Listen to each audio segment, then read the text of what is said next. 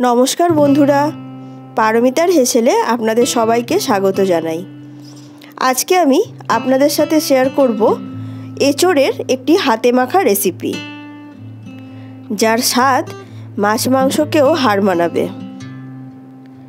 আজকের এই রেসিপির জন্য এখানে আমি নিয়েছি 500 গ্রাম এঁচোড়।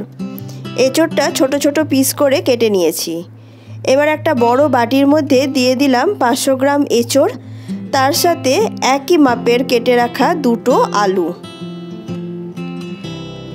স্লাইস করা দুটো বড় সাইজের পেঁয়াজ,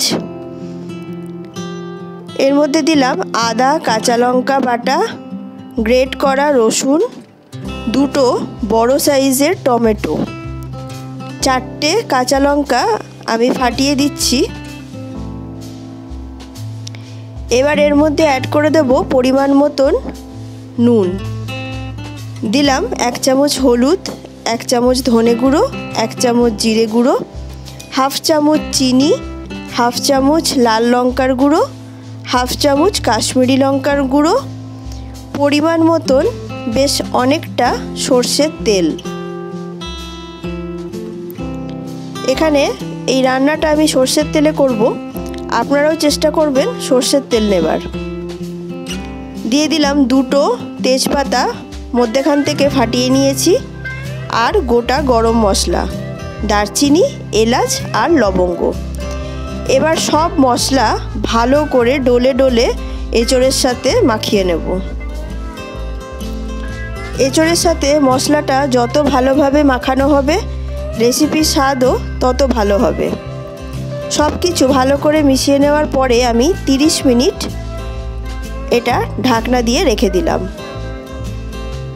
30 মিনিট পরে এই মশলা মাখা এঁচোড়টা একটা কড়াইয়ের মধ্যে ট্রান্সফার করে দিলাম। গ্যাসের ফ্লেমটা মিডিয়াম রেখে ঢাকনা দিয়ে এবার আমি এঁচোড়টা কষাতে থাকবো।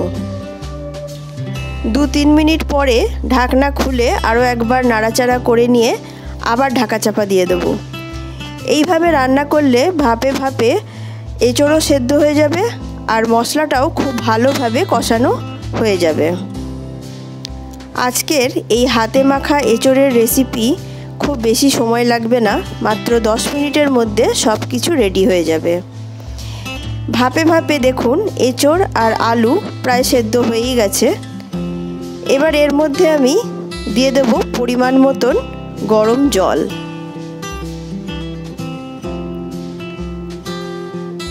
জল দিয়ে সব কিছু খুব ভালো করে মিশিয়ে নিয়ে আবারও ঢাকা চাপা দিয়ে 4 থেকে 5 মিনিট আমি রান্না করে নেব।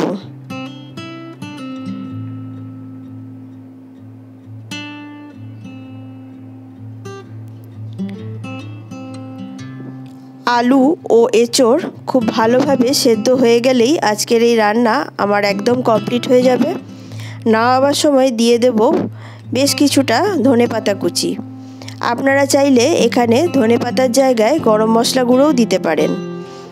ভালো করে ধনেপাতাটা মিশিয়ে নেব, তারপর ঢাকা দিয়ে 5 মিনিট রেস্টিংয়ে রেখে দিলেই আজকের রেসিপি একদম রেডি হয়ে যাবে।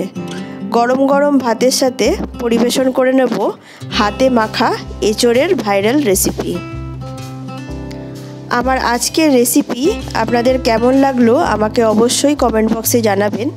যদি ভালো লেগে থাকে চ্যানেলটা সাবস্ক্রাইব করে পাশে থাকবেন আর বন্ধুদের সাথে অবশ্যই শেয়ার করে দেবেন। তাহলে আজকের মতন আমি আসি।